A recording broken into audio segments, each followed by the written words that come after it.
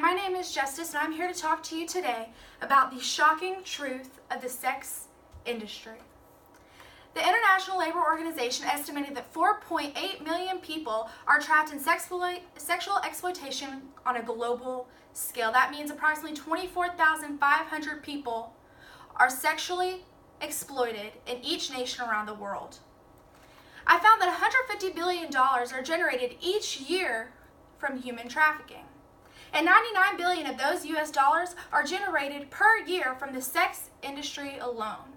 The rapid expansion of the sex industry has become a global threat and must come to an end. Now you may be asking, what does she know about the sex industry?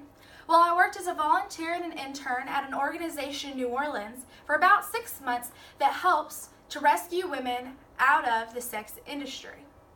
And it is there that I learned that the sex industry is not a form of women's empowerment. It is not liberating, and it is not victimless. I learned 3 things while I was there, and those are that the working in the sex industry is not a choice. The sex industry strips its victims of their rights, and the sex industry takes a massive toll on the physical and mental state of its victims. Working as an employee within the sex industry is not a choice, but truly a lack thereof. Exodus Cry, which is a global organization that helps to rescue victims from the sex industry, states that prostitution is primarily the result of a lack of a choice among the most marginalized, vulnerable, and defenseless people in the world. Most women in prostitution are suffering from poverty and are pulled into the industry by their desperate need for money.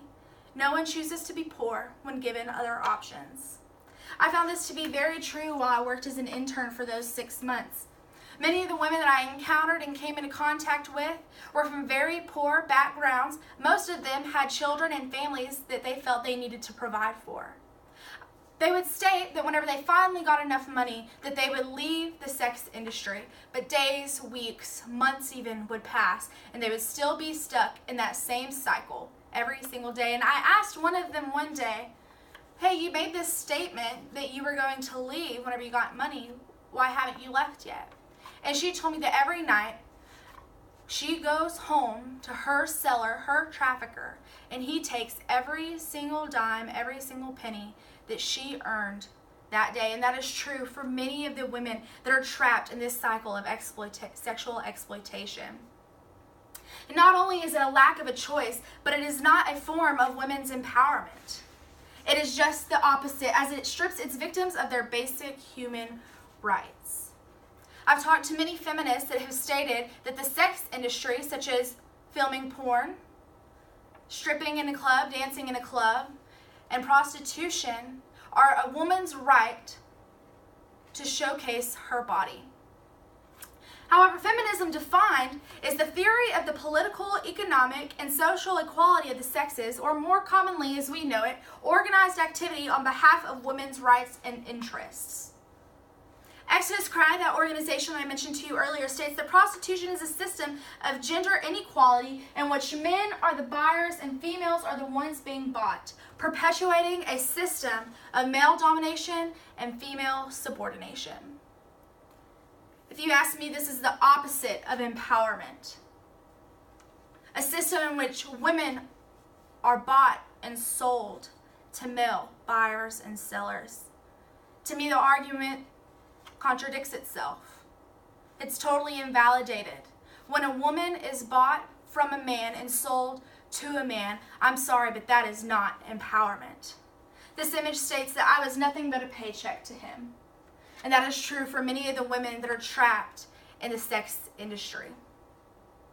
Not only are women stripped of their rights, but the commercial sex industry takes a colossal toll on the physical and mental well-being of its victims. A study I found was conducted of 854 women involved in the sex industry. 60 to 75% of them stated that they were raped. 70 to 95% were physically assaulted, and 68% met the criteria for PTSD on the same range as treatment-seeking combat veterans and victims of state-organized torture.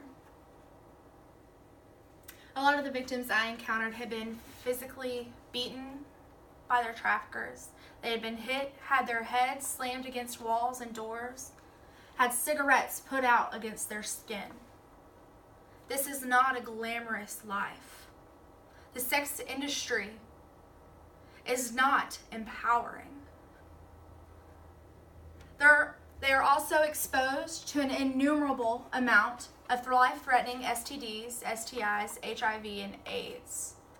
They put their bodies at risk every single day. And according to Human Trafficking Search, trafficked persons are often isolated from their social circles, unable to engage socially or reach out for help.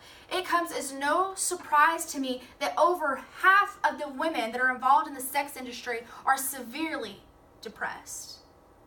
Considering the physical abuse that they take every day and the ostracism that they experience, it makes perfect sense. When a woman is ripped away from her home, that is the only outcome.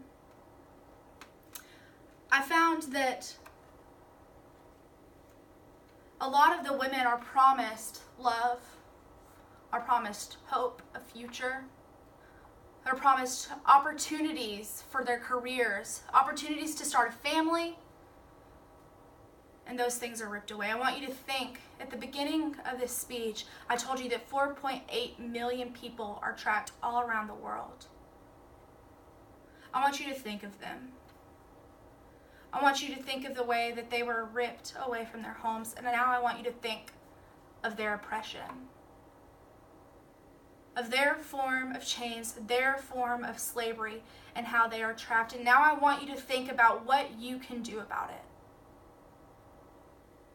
What can you do to help these women that are trapped all around the world? I want to leave you with this quote from Desmond Tutu. If you are neutral in situations of injustice, you have chosen the side of the oppressor. Thank you.